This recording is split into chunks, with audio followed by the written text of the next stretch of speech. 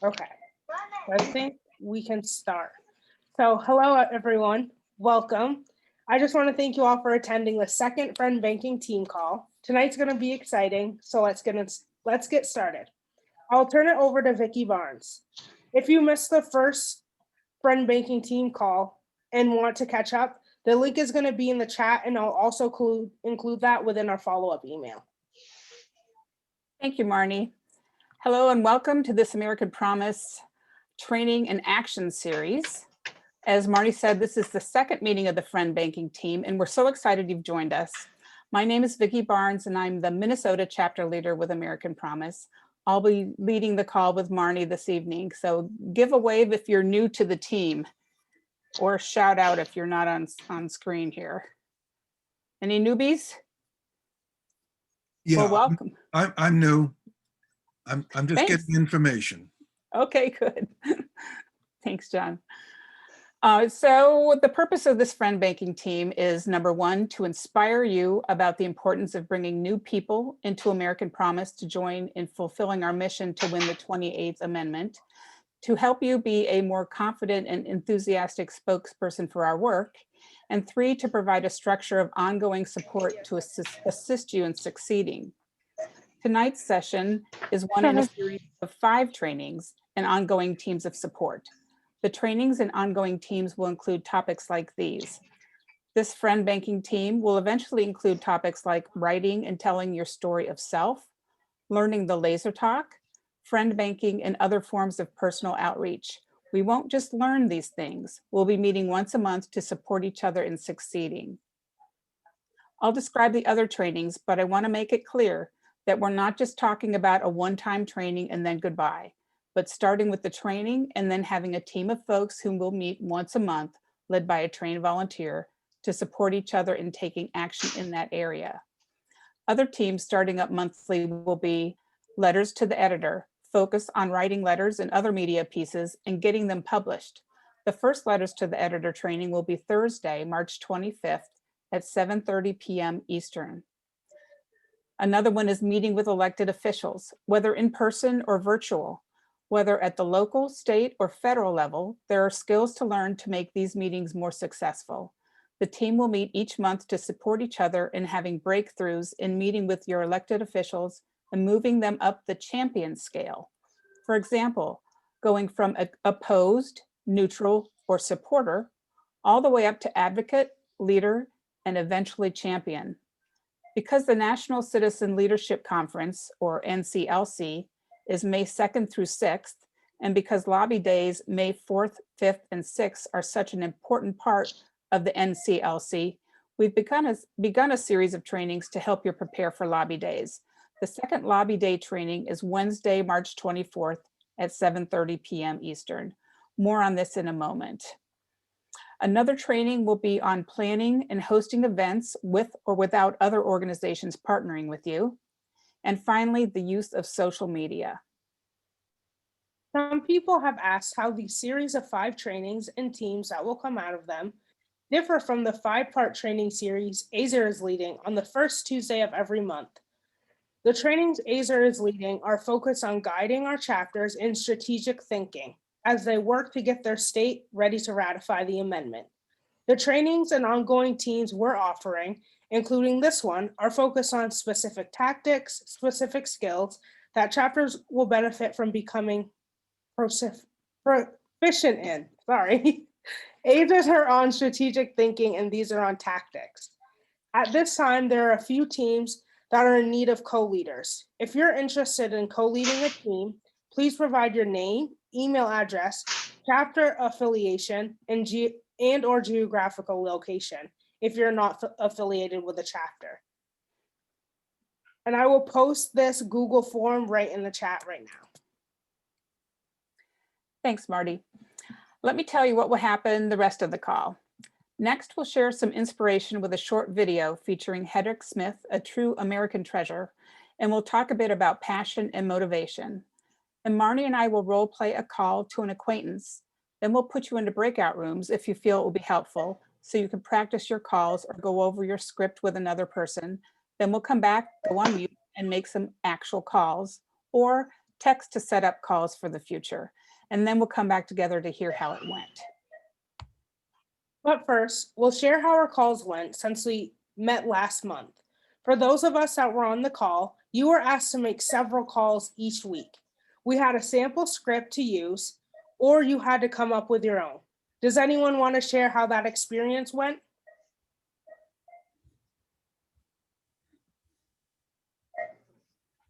No one? No? Conrad, didn't you contact a bunch of followers from your Facebook? Yes, both Jack and I did. We have a Facebook page and we have a Facebook group. And we have about 781 followers. And so we kind of data mined that and tried to get them. And sometimes you can't, you can identify them, but you can't get to them. But one story I liked that worked out pretty well was I happened to get the co-founder of an organization well-known in Michigan called Voters Not Politicians. For those of you who hadn't heard of them, these people started with 2 people and ended up taking clipboards to 83 counties and getting 400,000 signatures to create a ballot initiative that stopped gerrymandering in Michigan. Boom. Okay. So formidable outfit. We tried to emulate them and couldn't come close. So, but at any rate, Jamie Lyons-Eddy, who's the co-founder, connected with us, and now we're doing stuff together. We're trying to get them to take up our cause because they're still big and formidable and have statewide resources we don't. But anyhow, she's now a member and follower of our little part of AP Michigan, which is my logo in the background, Road, which Jack is from. He's our chief. And so we got her on the same side, and she's getting our newsletter, and we're talking to each other on the phone.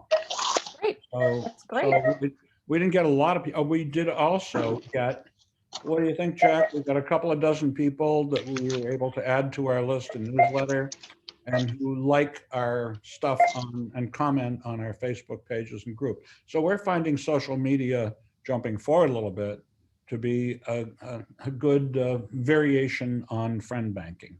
Good. Excellent. That's an excellent tool to use. Great.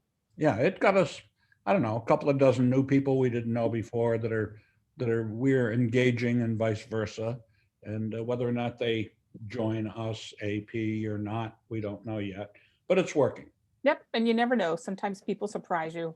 Yeah, the other thing I want to mention, since you called on me, is that I just sent to Marnie a email letter from those of us in the 3 subchapters of AP Michigan. And she's going to send it to 3,097 AP members that are listed in Michigan. Some of them are probably overlapping with our 2,000 people list. But basically, it's a letter that says, hi, we're here. How about you? Let's build our numbers. And oh, by the way, here's a template that I stole from AP Resource Library, which is pretty good and adapted, that says, call your senators, tell them to vote for HR 1. Because the 28th Amendment is cool, but it's far away and we can't do it in Michigan because. And so what we can do is HR 1 has a big chunk of AP-like stuff: campaign finance reform, transparency, public financing. We think it's good. Ignore the fact that it was, we're still nonpartisan. And by the way, if you live in Michigan where we got 2 Democratic senators that are for it, call your friends in other states where they might have undecided people. Good for So you. we're kind of friend banking en masse, if you will. There you go. Anybody else have any experiences? I All can right. share my experience, Vicky. Okay, Marnie, what's your experience? So I learned the importance of texting to set up a time for a phone call in advance. My friends are pretty busy people. Some are in grad school, some are working, and people seem a lot easier to get a hold of if they are expecting their phone to ring. Plus, if I had a script to use, if I got a voicemail, that way I'd be prepared. Great. That's a good idea. Yep. Thank you. Cool. Well, last month we heard from Marshall Saunders, the founder of CCL, the Citizen Climate Lobby, talking about how he ended up starting CCL after he was confronted by two elderly ladies in a senior community where he just finished a presentation on Al Gore's An Inconvenient Truth. When he asked if there were any questions, they asked him what he was doing about it, cornering him into finding a way to take action. Tonight, I want to share a video that was done recently featuring my friend Hedrick Smith. Hedrick is a Pulitzer Prize winning New York Times reporter and editor, most notably from the publication of the Pentagon Papers, an author of several best-selling books and frequent PBS documentary correspondent and producer. I had the great pleasure of his company for a few days in 2019 while driving him around the Twin Cities as he gave motivating speeches and shared his documentary series, The Democracy Rebellion, and that link will be in the chat. The video we're going to watch was compiled by documentary filmmaker David Huffman from a series of conversations he had with Hedrick. Ready to go, Marnie? Yep.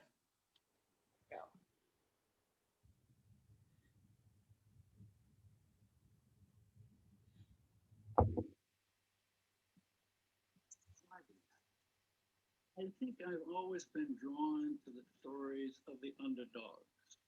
I think I did that in But Russia. we need some more sound. Americans, but the story of the people, ordinary people, is something that just pulls at me. I'm drawn towards it. That's one thing. But the second thing is, David, we're in a battle for our lives to save our democracy. We've seen, when I first started reporting in the 60s and 70s, the two parties used to work together. They passed budgets. If people disagreed, but when they got done with an election, they went back and they worked together and they compromised. The two parties are miles apart now. We have political polarization. We got enormous amounts of money flowing into our elections. People don't know it, but in 1907, let me repeat that. In 1907, Congress banned corporate contributions to American political campaigns.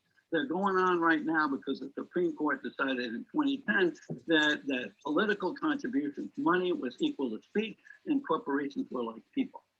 That's a serious, serious change in our political system.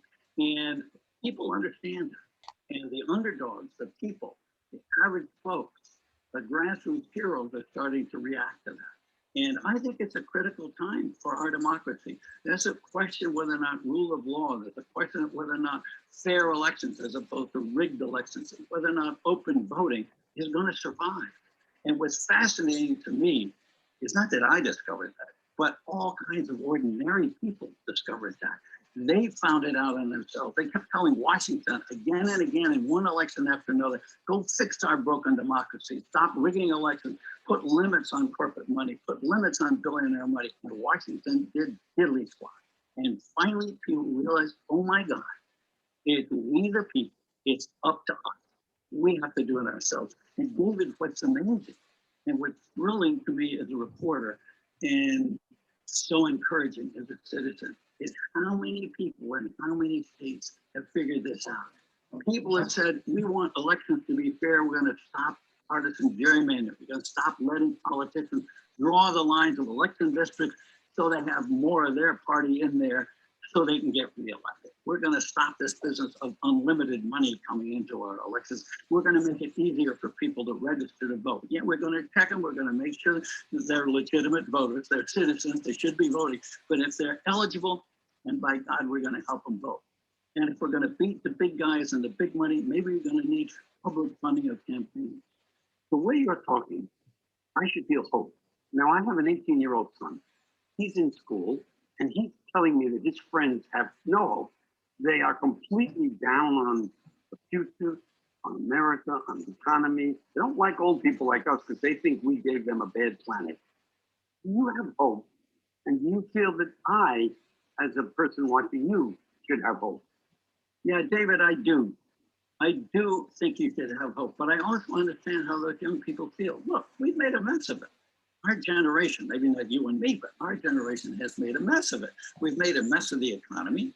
We got enormous concentration of wealth in the 1% or the 0.1% or the 0.001% of wealthy people connected with Wall Street and owners of the big corporations. And lousy low wages and a poor standard of living, and lots of people worried about their future, whether or not they can send their kids to college, whether or not they're going to have enough money for retirement, whether or not they can pay their rent or pay their mortgage. It's crazy. This is the richest country in the world. So we got that messed up, and we got the political system messed up. There's every reason for young people and older people discouraged, but I'm encouraged because there are that I see every day, every month, every year that have awakened to that fact and said, my God, this is a democracy and it's up to us to fix it, and we can.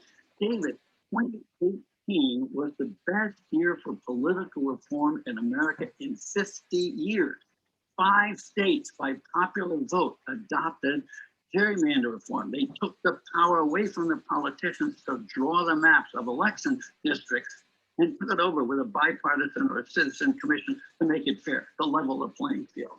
7 or 8 states made it easier to vote. 4 or 5 big cities like Phoenix and Denver and Baltimore and Portland, Oregon adopted public funding of campaigns. I mean, this stuff is going on all over the place. Literally an hour ago, before I got on with you, I just saw a report on ranked choice voting and the push for ranked choice voting in Alabama, in Alaska, and in North Dakota. Now, those are not the states that would immediately come to mind if somebody said, is there reform going on somewhere?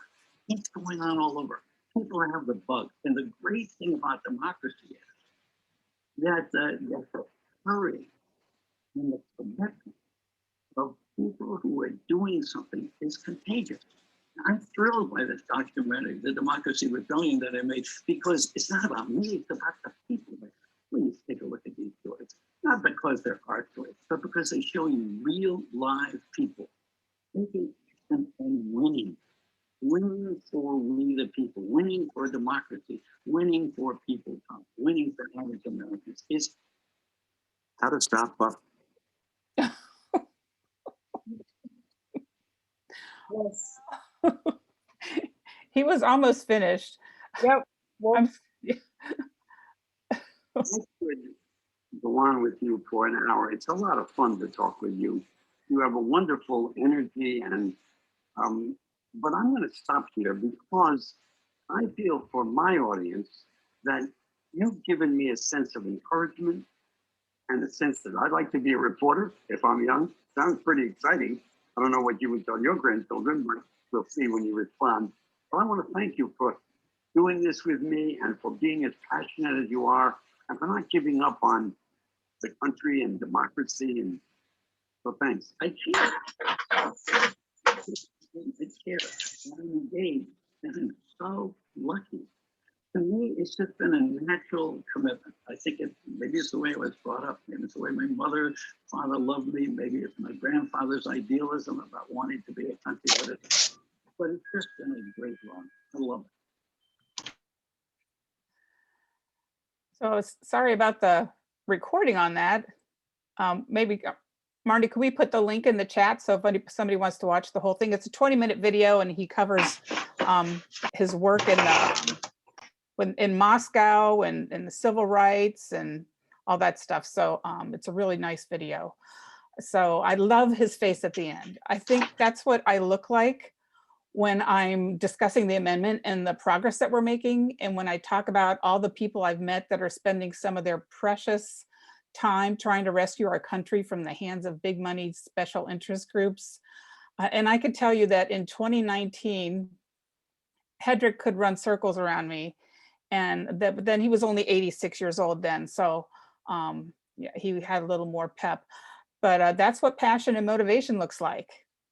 I find my passion in the progress we've made, and I'm working to restore a more representative government so that my grandchildren inherit the country that they deserve. My goal going into this is that by the time my first grandchild, Brian, is in middle school, talk of the amendment will be all around him. He just went back to the classroom to finish 2nd grade, so we're on a firm track to make that goal.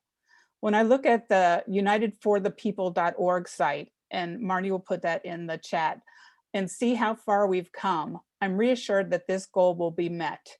Just past the Citizens United ruling in the 111th Congress, there were 7 different bills proposing an amendment with a combined total of 29 co-sponsors, and no companion bill in the Senate. Only a handful of local resolutions passed by the end of that term, But last year, Congress ended the 116th session with 221 co-sponsors in the House and 46 in the Senate.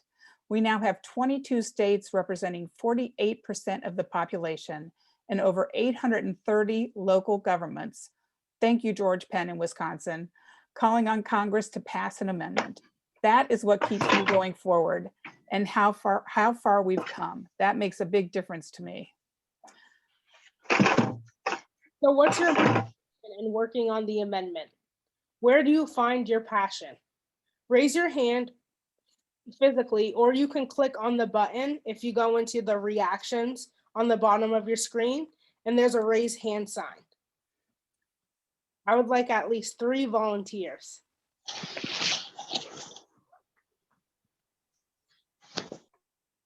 I'll give you a little time to think because I'm going to keep going. Is that okay with everyone? Yep. Yeah.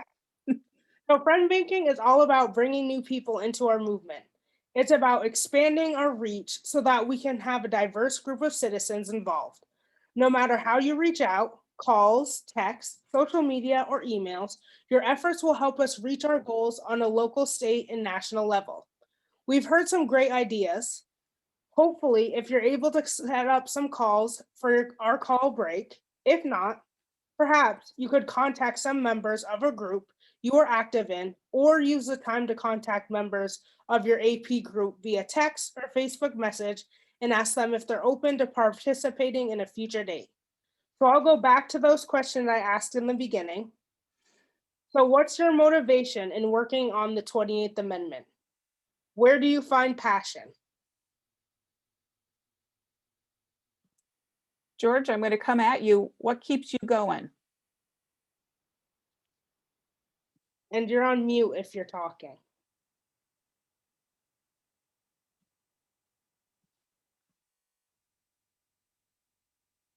George, you there? Oh, Jack, what you got, Jack? You're on mute. Okay. No, I mean, you're saying what motivates me. And I'm going to say across the board, just about any social justice issue or social issue across just any of them. It overwhelms me, just the number of things that are important to me that I don't feel like I really have any say. And our representatives are listening to somebody else, and the agenda is being set by somebody else. And Conrad and I use the same thing over and over again. It's like, anybody here, if I asked you what issue is it that you are really interested in, and you said it, I'd say, okay, let me ask you a question. What impact is big money having on your issue? And just about universally, it's going to be money, and the people that have the money are influencing my representative in such a fashion that I don't feel like I'm being heard. I could be screaming and they can't hear me because the sound of money is drowning everything out. Exactly. Well said. Yeah. Anyone else? John? Yeah, I agree with the kind of the general concern. But my assessment of our situation is that we live in a de facto plutocracy. The money is a form of power, and money can buy power, and it has distorted and vitiated our democratic system, and it is pernicious.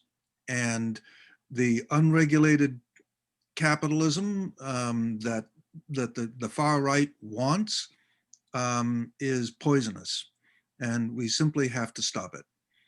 It's completely undemocratic. Yep. Okay, that's it. Thank you. Yep. Okay, well, Marnie and I are going to role play.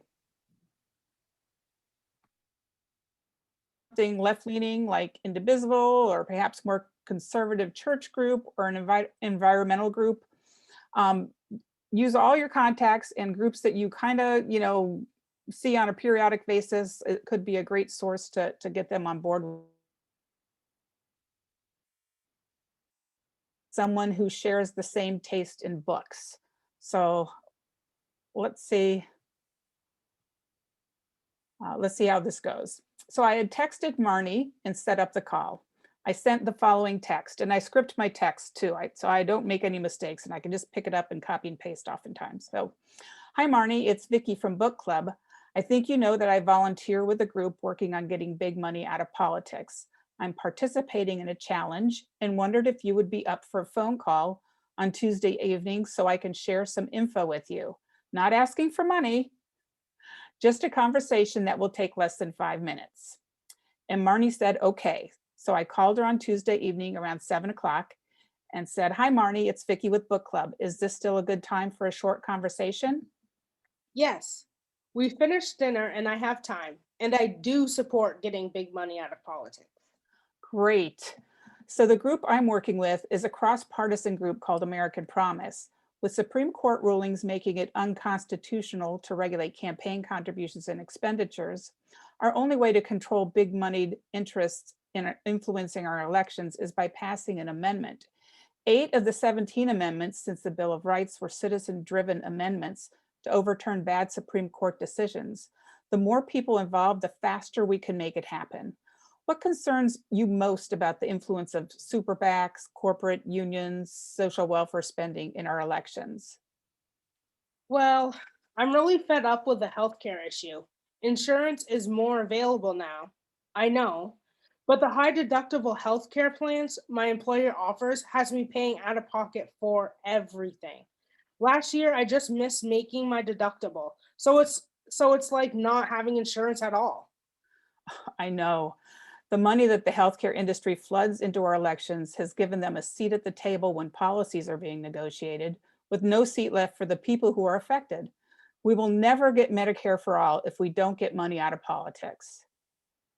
Whoa, wait a minute. I don't want socialized medicine. I don't think I want anything to do with your kind of group. Click. Okay, now let's talk about the importance of a script. I thought since we share the same taste in books and that since she said she supported the amendment, that we had more in common. Not only have I lost Marnie, I've just made the whole book club experience awkward. I've been working on the amendment for 8 years and I have lots of info floating around in my brain. Also, my political feelings are left-leaning, at least in these divided times. So when speaking with someone you don't know well and you find they agree with you on the amendment, it's easy to fall into the trap of assuming you agree on other things. I've learned from experience to stay on topic. Even talking about the weather can bring you into uncharted territory. Sticking with a script is the way to stay on topic, as well as protect our movement. Once we're perceived as left or right-leaning, we lose all credibility. And the beauty of the script is that it can be written in a way that has no political leanings, so you're always in a safe place. Does anybody have any questions or suggestions? What would have been a better response to Marnie's healthcare concern? Any tips?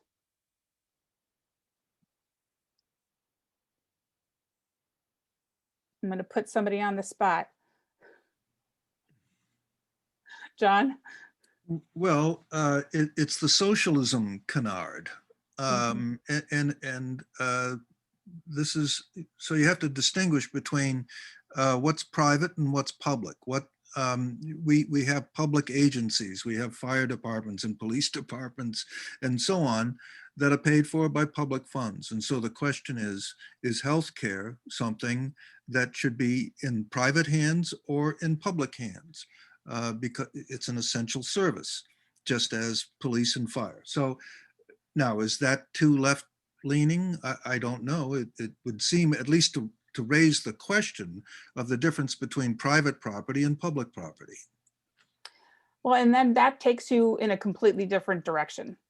So where you're calling to talk to them about supporting the amendment, you end up trying to defend the call for Medicare for all and explain the difference between socialized medicine and socialism. And so just that one little assumption that she and I would agree on that has taken us down a completely different road, and it's a distraction.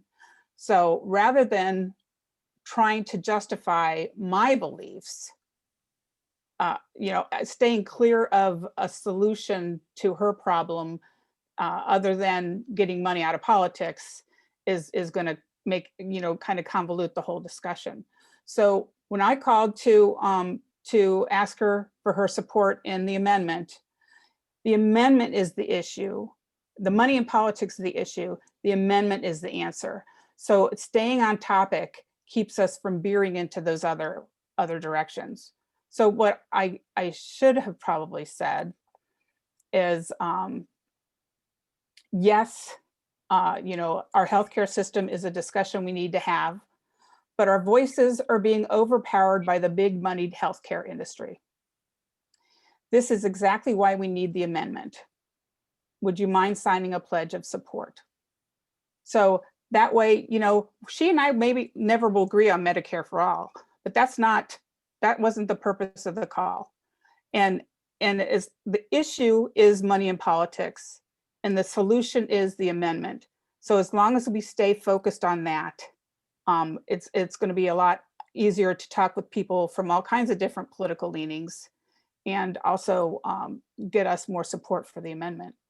And like I said, I've learned this the hard way,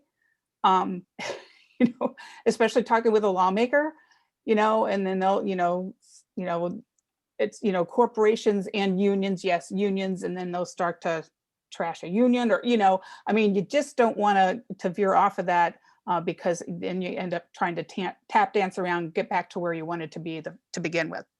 But yes, I agree. In a regular discussion, you would explain the difference between socialized medicine and socialism, but that wasn't what we were trying to do. And it's easy. A lot of times people deliberately try and get you off topic. But that was kind of a legitimate discussion there. So, but good point, but it doesn't get us where we want to go, does it? Okay, I hear you, Vicky, and I think that you're making a great point. But as soon as healthcare is mentioned, that's a third rail. And so how do you get back on topic without kind of avoiding the issue that has been brought up by somebody else? Well, like Hedrick said that, back in the day, you'd campaign, and then you'd go and try to work things out together. Americans and lawmakers usually agree on what the problem is. That's usually something we agree on. It's how to fix it where we disagree. So we agree that healthcare is an issue. We agree that gun violence is an issue. We agree that immigration is an issue, but we party-wise, politically wise, may have different ways of solving those issues. However, we can't solve immigration issues until we get private prison money out of the equation. And we can't solve gun violence issues until we get the moneyed interests fighting both sides. I mean, and I know everybody hates when you say both sides, but there's money from both sides that keeps the fight going so that the dialogue is never completed. With the money in politics, I would say is our system's been weaponized, and they're weapons of mass obstruction, because we got fors and against fighting against each other all the time, and we are not at the table. So money in politics is the issue. The amendment is the solution, regardless of the subject. Does that make sense? Yep. And it just practice it, because these are triggers, right? We have experience with healthcare. I hate those high deductible healthcare plans. Those were horrible. We have issues, obviously, with racial justice and gun violence and immigration. We have issues with that, and we can easily trigger each other when we go into details of it. But if we can agree that the money in politics is why we can't sit down and have a discussion and represent ourselves rather than the big moneyed interests, so that we could actually maybe come up with a compromise in some way that would take care of those. Does that help? Yeah. Vicky, can I continue with this? Is that all right? Sure. Okay, so what if you determine that the person that you're speaking with is right of center and I'm left of center? Mhm. Is it useful to ask them for their solution to the problem um, other than the 28th Amendment? Well, if she's already said that she agreed to get that she wanted to get money out of politics. So I think that that's what we hold on to and we go through with that. Now, if because we're not offering a solution to healthcare and she doesn't need to offer a solution to healthcare. The money in politics is the issue. So the solution is to get money out of politics. However, it's really a good thing for you to talk to somebody that you know is a different political has a different political leaning than you do, because you can acknowledge that and say, you know what, I know that I'm pretty sure you and I differ politically. Mhm. But Americans, the majority, agree with passing an amendment to get money out of politics. How All do right, you how feel how about about money in politics? how about we can think of all kinds of ways that the right wing monetizes politics or gets money into politics, but what about the left wing? Now, you pointed out correctly that both sides, Democrats and Republicans, left and right, use money to get what they want. And for the right, George Soros is the bugaboo that they have. But the Clintons, for example, certainly used money to get and courting Wall Street to get what they wanted. Supposedly for a leftist agenda. So my question is, should you have in your arsenal, if you will, examples of leftist or liberal causes that were supported by big money, and not just George Soros, but all kinds of other corporate entities and rich people? Well, there's a ton of information on, you can go to the 100 top donors in Open Secrets and they'll show you all the different names. And it's in the past few elections, the left has given more money, spent more money on elections than the right, but that's not a discussion we really need to have. If there's no, I'm sure if you want to know what left-leaning people have donated money, the right-leaning people could tell you, and vice versa. So that's not a discussion that we want to get into. That's not going to help get support for the amendment. The amendment is what we're working on, and there's always going to be examples. I mean, people used to shout at me at meetings, when I talk about in social welfare groups, and they'd shout out, yeah, like the NRA, and I'd say, yeah, and Planned Parenthood. I mean, it's both sides. It's taking all the money off the table, or equally taking the money off the table. So that's not an area you even need to get into, and I would hesitate to go into that kind of a match of my guy's better than your guy's kind of thing. Just stick with the money in politics is the issue, and the 28th Amendment is the solution. And that once the money's out of the way, the people can discuss what the problems are, how to solve the problems.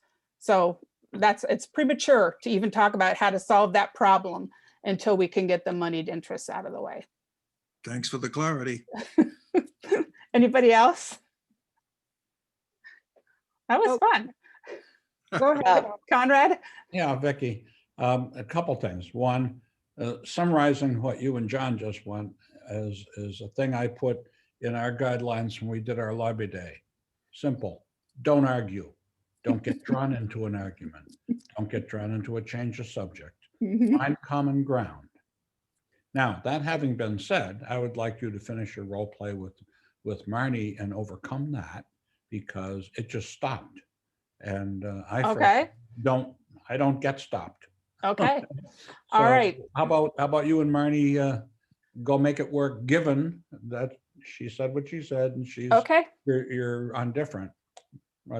Show us what you can. Well, I wouldn't have gotten into that to begin with. And Marnie, did you hang up on me? I hung up on you. So let's go back to the, so it was like you did not have insurance at all, right? Okay, then that's when I would say, I know, excuse me, how to fix our healthcare system is a discussion we need to have.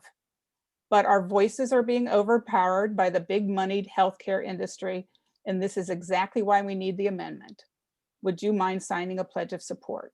And if she would have said gun control, I think we ought to have gun control, I would have said, yes, I think that's a discussion we need to have. If she would have said immigration, I would say, yes, I think that's a discussion we need to have. But we need to have it just with Americans and not with the big money special interests. So whatever they say, that's what our answer is. The problem is money in politics. The solution is the 28th Amendment. How's that? Great. Okay. Better. I even would skip the part that's a discussion we need to have. That's a discussion we don't need to have right now. But No, we- there you go. Put it right now. Yeah. what we need Okay. to have right now is big money in politics affects everything. I don't even go side. There are no sides. Nope. There's our side and there's big money. Which Yep. one you want to be on? The people are losing. So Unless you're in love with big money. And by the way, we've encountered there are a few politicians on both sides that kind of like it the way it is. They're getting a lot of money and they want to get reelected. yep. And actually, Eric Paulson, who was a Republican congressperson here, he said, yeah, I don't like it much. Sometimes it works against you, but sometimes it works for you. So what are you going to do? At any rate, thank you for getting Marty back in the game, or at least not out of the game. Thank you. You got to stay in the game. Yep, that's absolutely. Okay, so let's do some work. Did anybody bring a script? Yeah, I did. Did you? Okay. A revised script from last time. Okay.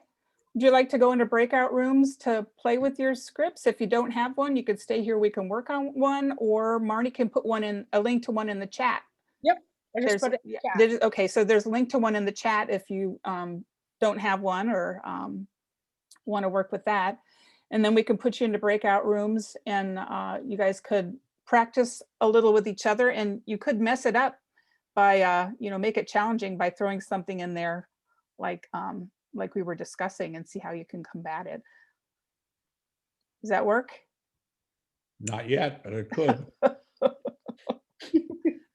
Okay, Marnie, you want to? Yep, I'll make the breakout. Does anybody not want to go to a breakout room and would rather stay out and work on a script? Jack Jack? and Heather would rather stay out. Jack, Heather, and Don would rather stay out. Yeah, me too, I think. And Sharon, Yep, I'm not finding the script, but, I'm pretty green here. should be in the, Right. It's in the chat. Yeah, I've got the There's a chat, the link. last one that went on the chat and all right, you got it? Get it? yeah. Okay. Okay. Oh, David, your bandwidth is too low. Okay, you can stay out, David, if you want to hang with us. So who's going in then? Conrad, Danette, John? I will with somebody if they want to, but it seems like with many people wanting to stay out and work on a script, we might be served well to do that. Okay, It's up to you, Vicky, and you, Marnie. Yeah, Well, we can. we yeah. can work on it. okay. You want to bring it up and share it, Marnie? Sure. All right, let me know. I'm pulling it up now. Let me know if you can see my. I apologize for all my tabs.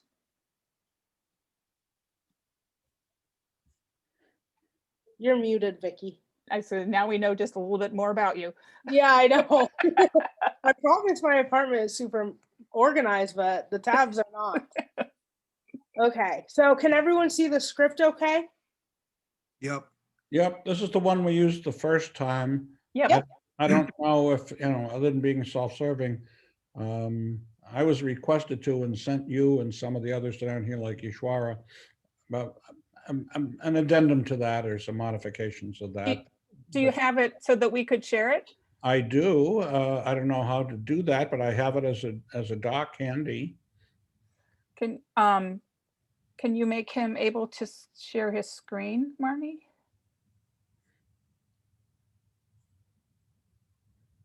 Just made you a co-host, Conrad. You should Oh, be- can you see what I've got? So you should click on share screen Oh, okay. and we'll see whatever you have open. So if you want to Oh. open it first. It's open. Okay, Okay, share screen. Bear with me, I'm technologically, competent most of the time. Okay, there we go. aha, good job. So you're in control of the cursor, so. Okay, first what I did, and you can read this above it, is some things we learned, I with my then partners the first time. And that I would say that I've learned in doing other things. First and always establish rapport. And that is, hi, tell me about your grandchildren. Or something. Do you think big money in politics is a problem? Most people say, hell yeah. Okay. Ask them what's important to them. The metaphor, tell me about the grandchildren. As Jack said, or as has been said here before you're selling 28th Amendment is, and like the left and right thing, establish common ground and ask them an open-ended question. Let them talk a little bit in establishing rapport. Remember, it's not just about me trying to tell you what the 28th Amendment is and why you should sign up, okay? Then make a connection like Vicki did with Marnie about something that's important to you. In this case, it was medical expenses, but then it got offside with sides. And remember, like any sales call, the objective of the first call is to engage the person, not necessarily to get the order. And so I want to engage the person and have things to agree with about, I can get them to sign the pledge the next time. Okay, so that said, here's the rest of it with some small modifications. Hi, I'm Conrad. Do you have a minute to talk? Yes, hi, how you doing? First express, and make that sincere. How are you? People respond to that, not just a how you doing. How are you tonight? Good. Oh, that's great. And again, make it personal, make it you. So then there's the rest of it we know. I've been volunteering with a group that's fired up about getting money out of politics called American Promise. And I always emphasize, we are nonpartisan. This is not going to be a discussion about sides, so let's not go there. Our mission is to unite. The operative word is unite, behind the goal of amending the US Constitution so we can eliminate big money, da, da, da. And here again, I talked a little bit. Now I want to know, I wonder what thoughts you might have about staying or becoming engaged now that the election's over. Is that something you've done or ever thought about? And you can throw in a, by the way, at the beginning, I don't want your money. I'm not looking for money. So then listen to the person and see what they have to say. Most of us, especially those of us who've been involved in selling to other people, we have a hard time learning to shut up and let the customer talk. So I do that. So they might say they've thought about staying involved, but it seems pretty hopeless. A lot of people are discouraged. Somebody mentioned earlier, the younger generation is turned off, and I've heard that and been there. So they might ask you some questions, but let them ask you questions. You can give them a short answer. And here's the area that I inserted that I think works well. Did you know that $14 billion was spent in the 2020 election cycle? Did you know, it's even worse maybe, 12,000 lobbyists spent $3.5 billion with our elected officials. Marnie, do you think that some of that was spent on making your healthcare expensive, making your drugs expensive? Geez, I have that problem. I'm diabetic. Insulin is nuts.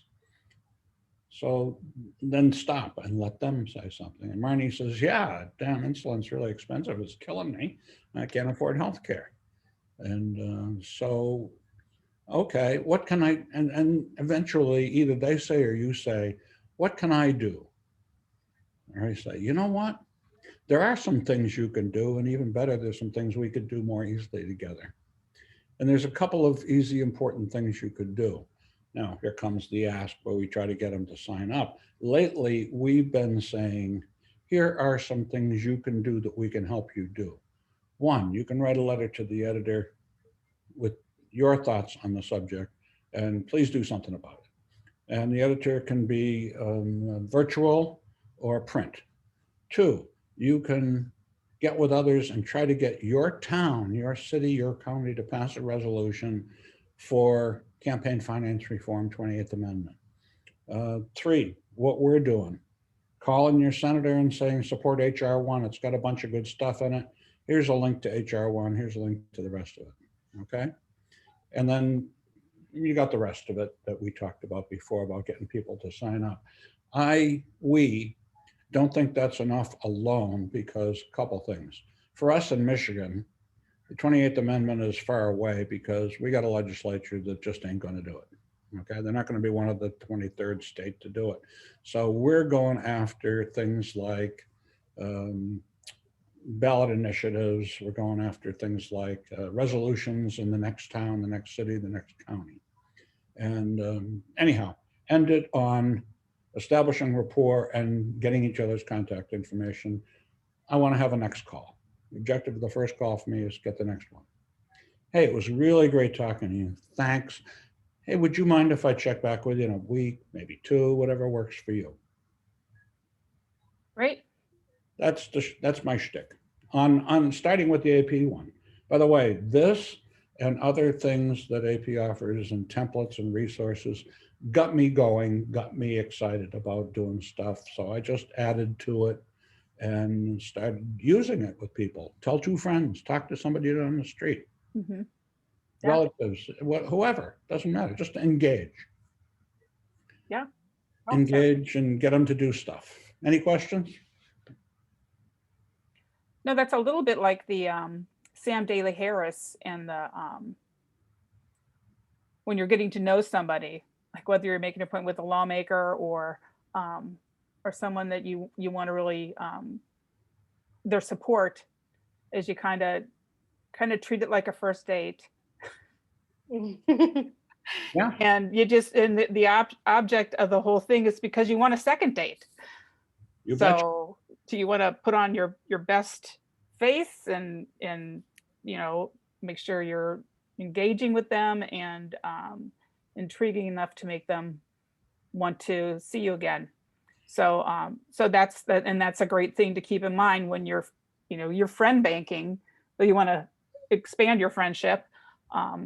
But you want to develop a relationship, and sometimes, like I said before, people surprise you, and suddenly you find that there's somebody who will really step up and actually write a letter to the editor, or a lot of people consider it, but not many people do it. So or make an appointment with a lawmaker. I mean, those are big things. So good job. I think all this stuff we're talking about in this template, it's pretty much all the same, whether you're friend banking or basically friend banking with a legislator. Mhm.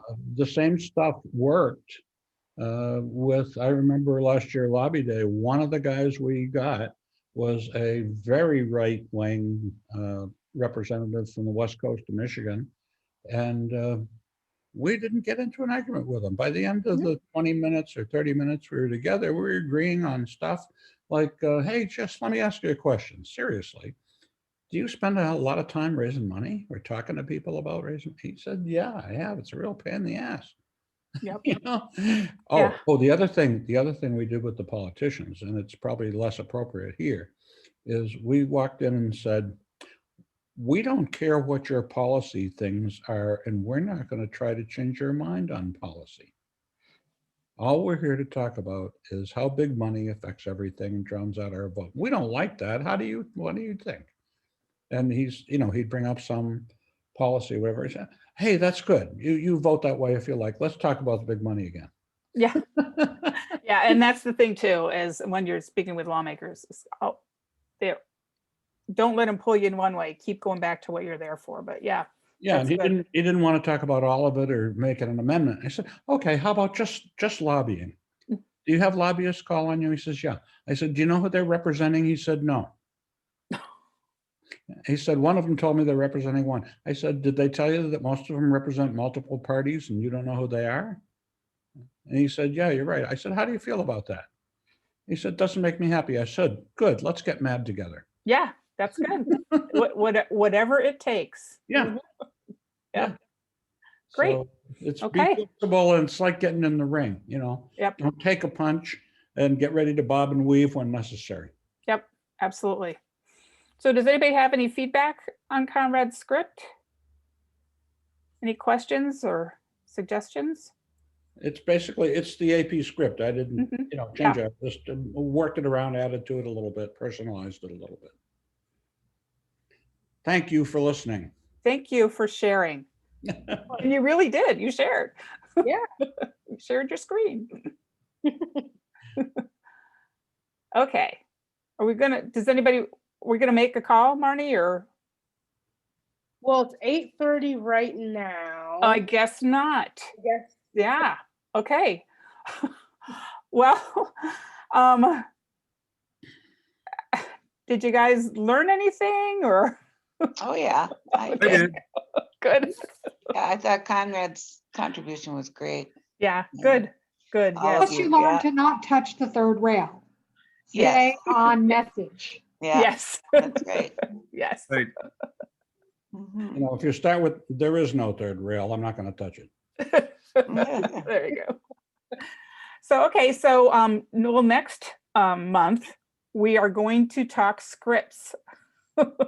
So we'll really delve into the text, phone call, and I mean phone call to friends, to acquaintances, to family, everything scripted to help you feel more confident about what you're talking about and to help keep you on topic and stay on track so you don't allow yourself to be pulled into the abyss where you have to defend something you really didn't plan on defending. So that'll be covered in the follow-up email, as we'll have links to the website I talked about, United for, the number 4, the people.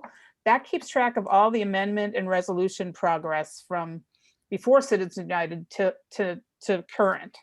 And you'll see how long the list of Wisconsin resolutions are. And I don't know if anybody else here on the call has really anything, because California does have a whole lot of list on there. So too. So I think Danette's from California.